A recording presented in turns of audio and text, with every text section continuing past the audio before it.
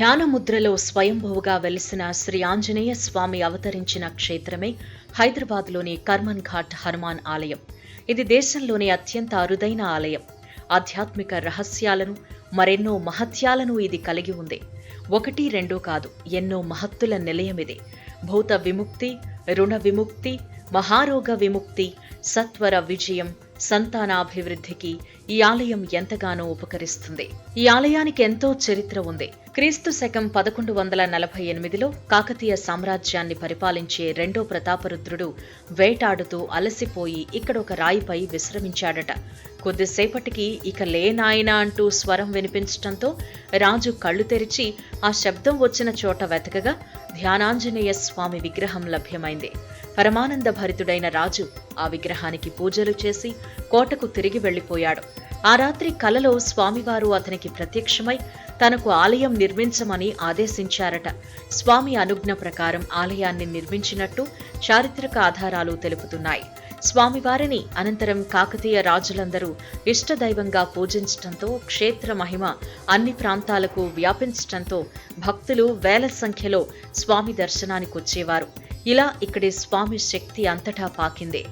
ఇక ఈ ప్రాంతానికి ఆ పేరెలా వచ్చిందో తెలిస్తే ఆశ్చర్యపోతాం. 17వ శతాబ్దంలో గోల్కొండ సామ్రాజ్యాన్ని మొఘల్ పాలకుడు ఔరంగజేబ్ స్వాధీనం చేసుకున్నాడు. అతని సైన్యంలోని కొందరు ధ్యానాంజనేయ స్వామి ఆలయం వద్దకు చేరుకుని ఆలయాన్ని ధ్వంసం చేసేందుకు యత్నించారు. అయితే స్వామి దివ్య శక్తితో వారు విజయం సాధించలేకపోయారు.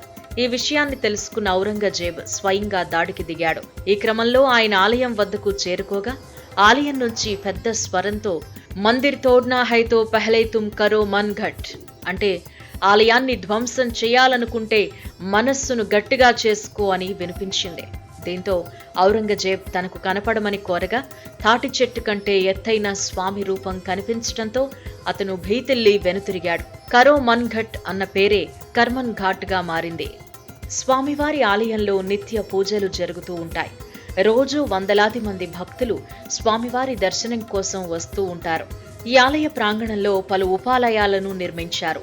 ప్రశాంతమైన వాతావరణంలో ఉండే ఆలయంలో స్వామివారి మూల విరాట్ విగ్రహాన్ని దర్శించుకుంటే మనస్సుకి ప్రశాంతత చేకూరుతుంది. కొత్తగా కొనుగోలు చేసిన మోటార్ వాహనాలకు ఇక్కడ పూజ చేయించటం సంప్రదాయం. నిత్యం అనేక వాహనాలకు శకట పూజ జరుగుతుంది. ఈ క్షేత్రాన్ని దర్శించి ఎందరో అటు భక్తిని, ఇటు ముక్తిని, ఆరోగ్య ఐశ్వర్యాలను పొందటం ఈ ఆలయ విశేషంగా పెద్దలు చెబుతారు.